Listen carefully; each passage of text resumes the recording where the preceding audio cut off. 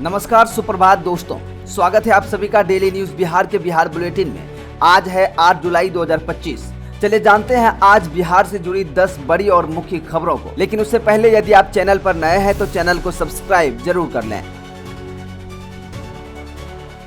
बिहार में शिक्षक और छात्रों की समस्या का होगा अब तुरंत समाधान, टोल फ्री नंबर पर कीजिए अपनी शिकायत।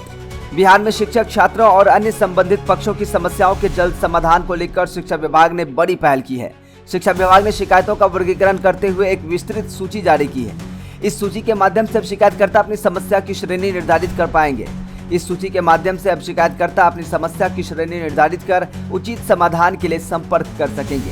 इसके साथ ही शिक्षा विभाग ने 2 टोल फ्री नंबर भी जारी किए हैं। विभाग ने टोल फ्री नंबर 14417 और 180034544417 जारी किया है, जिन पर कॉल करके शिकायतें दर्ज कराई जा सकती हैं।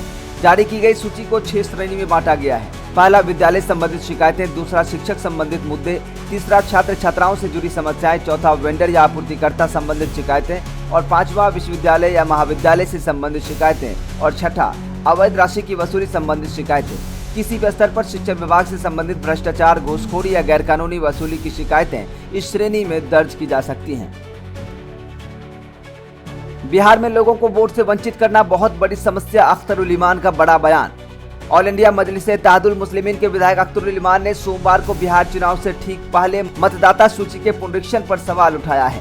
एआईएमआईएम के विधायक अख्तरुल इमान ने समाचार एजेंसी एएनआई से बातचीत करते हुए उन्होंने कहा कि भारतीय जनता पार्टी के इशारे पर यह हो रहा है, जो बहुत ही खतरनाक बात है। एक लोकतांत्रिक प्रदेश में कोई पार्टी चुनाव आयोग का इस्तेमाल कर रही है। मतदाता सूची का पुनरीक्षण कराना चुनाव आयोग का तुगलकी फरमान है।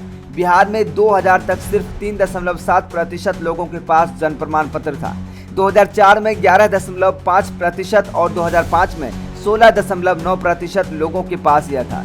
सबसे कम पढ़े लिखे लोग और पलायित मजदूरों की संख्या बिहार में ज्यादा है और यहाँ पर लोगों से यह कागजात मांगे जा रहे हैं। लोगों को उनके वोट से वंचित रखना बहुत बड़ी समस्या है। बिहार का राजनीतिक गब्बर सम्राट चौधरी बोले, लालू यादव के डर से लोग करते थे पलायन। सम्राट चौधरी ने कहा कि 15 साल के लालू के शासन में 94,000 लोगों को सरकारी नौकरी दी गई। एनडीए ने 20 साल में 17 लाख लोगों को रोजगार नहीं सरकारी नौकरी दी है।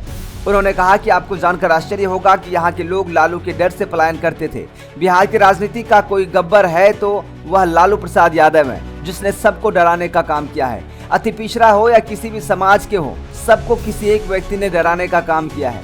डराने का काम बदलना है, क्योंकि बिहार को आगे ले जाना है। उप मुख्यमंत्री सम्राट चौधरी ने कहा, चाहे कोई भी समस्या हो, कोई भी समुदाय हो, किसी भी जाति की हो, हर कोई उनसे डरता था। लालू के शासन में जंगल राज बताते हुए चौधरी ने कहा कि उनके समय में बिहार में विकास ठप था और डर का माहौल था।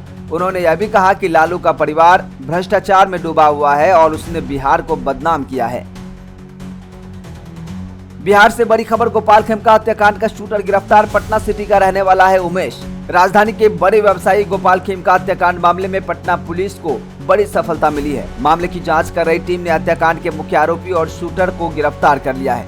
गिरफ्तारी की खबर सोमवार 7 जुलाई 2025 की शाम मीडिया में आई है। हत्या करने वाले इस मुख्य आरोपी के नाम उमेश बताया जा रहा है। वह पटना सिटी का रहने वाला है। उस पर पहले से कई मामले दर्ज हैं। फिलहाल इस मामले को लेकर पुलिस कुछ कहने से बच रही है। माना जा रहा है कि बड़े अधिकारी इस मामले में जल्द प्रेस कॉन्फ्रेंस करेंगे। पूछताछ के बाद हत्या के पीछे का कारण भी पता चल पाएगा।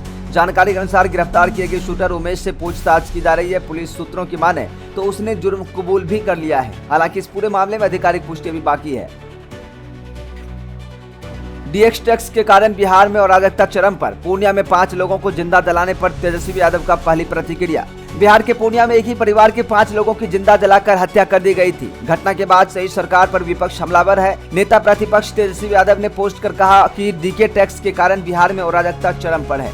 डीजीपी और सीएस बेबस है और कानून व्यवस्था ध्वस्त है। तेजस्वी यादव ने कहा कि तेजस्वी यादव ने लिखा कि पूर्णिया में एक ही परिवार के 5 लोगों को जिंदा जलाकर मार दिया। डीके टैक्स के कारण बिहार में अराजकता चरम पर है। डीजीपी सीएस बेबस है, कानून व्यवस्था ध्वस्त है। परसों सीवान में 3 लोगों की नरसंहार में मौत। विगत दिनों बक्सर में नरसंहार में 3 की मौत। भोजपुर में नरसंहार में 3 की मौत। अपराध सतर्क, मुख्यमंत्री अचेत। भ्रष्ट भुंजा पार्टी मस्त, पुलिस पस्त, डीके की मौज, क्योंकि डीके ही असल बॉस। बिहार चुनाव में आरजेडी के लिए एसपी का बड़ा ऐलान, बीजेपी को कह दी बड़ी बात। बिहार में इसी साल विधानसभा चुनाव है, इसे लेकर तमाम राजनीतिक पार्टियां अपने अपने हिसाब से तैयारियों में जुट गई है। इसी बीच उत्तर प्रदेश के पूर्व मुख्यमंत्री और समाजवादी पार्टी के अध्यक्ष अखिलेश यादव ने सोमवार को बड़ा ऐलान कर दिया है। उन्होंने कहा है कि आगामी बिहार विधानसभा चुनाव में उनकी पार्टी आरजेडी को पूरा समर्थन करेगी। उन्होंने कहा कि चुनाव प्रचार के दौरान उत्तर प्रदेश में भारतीय जनता पार्टी के जरिए किए गए घोटालों को पूरे बिहार में उजागर किया जाएगा। लालू यादव और तेजस्वी यादव को पूरा समर्थन। उन्होंने कहा कि हम बिहार चुनाव में लालू प्रसाद यादव और तेजस्वी यादव को पूरा समर्थन करेंगे। उत्तर प्रदेश में भाजपा के लिए किए गए घोटालों को बिहार में उजागर किया जाएगा और लोगों को सच्चाई बताई जाएगी। जदयू के साथ गठबंधन को लेकर भाजपा पर कटाक्ष करते हुए उत्तर प्रदेश के पूर्व मुख्यमंत्री ने आरोप लगाया है कि बीजेपी चुनाव लाभ के लिए बिहार के मुख्यमंत्री नीतीश कुमार के नाम और चेहरे का इस्तेमाल कर रही है, लेकिन उन्हें फिर से मुख्यमंत्री बनाने का उसका कोई इरादा नहीं है। वोटर लिस्ट पुनरीक्षण अभियान को रोकने की मांग, तेजस्वी यादव ने अधिकारियों को बताया डाकिया। आरजेडी नेता तेजस्वी यादव ने सोमवार 7 जुलाई 2025 को अपने सरकारी आवास पर महागठबंधन के नेताओं के साथ प्रेस कॉन्फ्रेंस की। इस मौके पर तेजस्वी यादव ने कहा कि हम लोग चुनाव आयोग गए थे, वोटर लिस्ट पुनरीक्षण अभियान को लेकर अपनी आपत्ति दर्ज कराई। दिल्ली में भी विपक्ष के नेता चुनाव आयोग गए थे। उन्होंने कहा कि हमारी मांग है कि वोटर लिस्ट पुनरीक्षण अभियान को रोक दिया जाए, यह काम चुनाव के बाद कराया जाए। बता दें, चुनाव आयोग नहीं दे रहा है सभी सवालों का जवाब। तेजस्वी यादव ने कहा कि पुनरीक्षण के काम में और इनके सहयोग में लगे लोगों की सूची चुनाव आयोग जारी करे। हम लोगों ने कोर्ट का दरवाजा खटखटाया है। उन्होंने कहा कि हमारे सवालों का जवाब चुनाव आयोग नहीं दे रहा है। पटना में जो अधिकारी है वह तो डाकिया है, उनके बॉस लोग दिल्ली में है। आदेश कुछ और रहता है, विज्ञापन कुछ और निकलता है। दस्तावेजों को लेकर चुनाव आयोग खुद कंफ्यूज में है। उन्होंने कहा कि विज्ञापन में कहा जाता है कि बिना दस्तावेज के भी गणना प्रमाण पत्र भरकर जमा कर सकते हैं, लेकिन आदेश विरोधाभास वाला निकलता है। लोग जानना चाहते हैं कि वास्तव में क्या दस्तावेज चाहिए व क्या नहीं चाहिए। हर घंटे चुनाव आयोग निर्देश बदल रहा है, यह शंका पैदा कर रहा है कि कुछ गड़बड़ है। उन्होंने कहा कि आम लोगों में वो विश्वास पनप रहा है, बस बातें की जा रही है कि फॉर्म बांटे जा रहे हैं, लेकिन जमीन पर हालात दूसरे हैं। सवाल उठाया कि मनरेगा कार्ड आधार कार्ड को क्यों शामिल नहीं किया गया। तेजस्वी यादव ने कहा कि नया वोटर कार्ड बनाने के लिए फॉर्म 6 का मानक है आधार कार्ड, लेकिन पुनरीक्षण में आधार कार्ड आखिर मान्य क्यों नहीं है। आयोग हमारी शंकाओं का बिंदुवार जवाब दे, इसका राजनीतिक दुरुपयोग निष्पक्षता से रोकने का उपाय करें। बिहार में जल्द होगी विद्यालय सहायक और अटेंडेंट की बहाली गाइडलाइन जारी। बिहार सरकार ने 2025 में विद्यालय सहायकों की बहाली को लेकर बड़ा ऐलान किया है। बिहार में विद्यालय सहायक और विद्यालय अटेंडेंट की बहाली जल्द होगी। सीएस सिद्धार्थ के निर्देश पर गाइडलाइन जारी कर दी गई है। शिक्षा विभाग ने बिहार विद्यालय सहायक भर्ती 2025 के लिए बिहार राज्य विद्यालय लिपिक संवर्ग नियमावली 2025 तैयार कर ली है। इस बार की भर्ती प्रक्रिया में खास बात यह है कि कुल पदों के 50% पदों पर अनुकंपा के आधार पर नियुक्ति की जाएगी, यानी मृतक कर्मियों के आश्रितों को इसका लाभ मिलेगा। वहीं बाकी पदों पर लिखित परीक्षा के जरिए चयन होगा। बिहार विद्यालय सहायक के कुल 6421 पदों पर ऑनलाइन आवेदन किया जा सकेगा। चयन प्रक्रिया लिखित परीक्षा और अनुकंपा के आधार पर होगी। न्यूनतम योग्यता स्नातक किसी भी विषय में होनी चाहिए। बिहार कर्मचारी चयन आयोग BSSC इसके लिए जल्द ही परीक्षा की तिथि जारी कर सकती है। बिहार में लॉ एंड ऑर्डर पर नीतीश कुमार की पार्टी बोली, घटना कहीं भी हो सकती है।